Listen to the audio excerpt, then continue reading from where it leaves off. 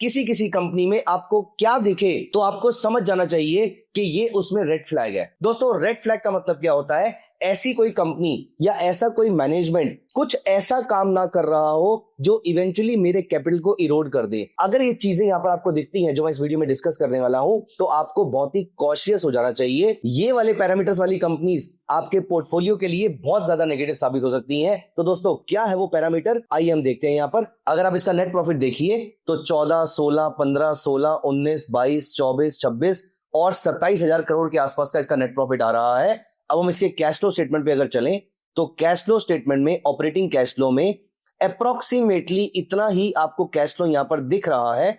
यहां पर आप नोटिस कीजिए, अभी रिसेंटली आपके फाइनेंशियल्स में अगर आप देखें 27,600 समथिंग करोड़ का था, वहीं अगर हम कैश फ्लो को देखें तो अप्रोक्सीमेटली 25,200 का कैश फ्लो भी आ रहा है। मतलब 90% नेट प्रॉफिट को वो ऑपरेटिंग कैश फ्लो में कन्वर्ट कर पा रही हैं। अगर आपका ऑपरेटिंग कैश फ्लो या फिर CFO, cash from operating activities, अगर ये आपके नेट प्रॉफिट से बहुत ज्यादा कम है, नेट प्रॉफिट 100 रुपए का था लेकिन कैश फ्रॉम ऑपरेशन सिर्फ 20 रुपए का है, 30 रुपए का है, जबकि ये एक्चुअली में 100 रुपए का होना चाहिए था, दोस्तों यहां पर समझ जाना कुछ बड़ी गड़बड़ है। This is a very very big red flag. अगली बार से कभी भी आप किसी कंपनी में इन्वेस्ट करें तो हमेशा देखिएगा कि इसका ऑपरेटिंग कैश फ्लो, अगर ये नंबर नेट प्रॉफिट के क्लोज नहीं है, अप्रोक्सीमेटली इक्वल नहीं है, यहां पर एक बहुत बड़ी गड़बड़ हो सकती है।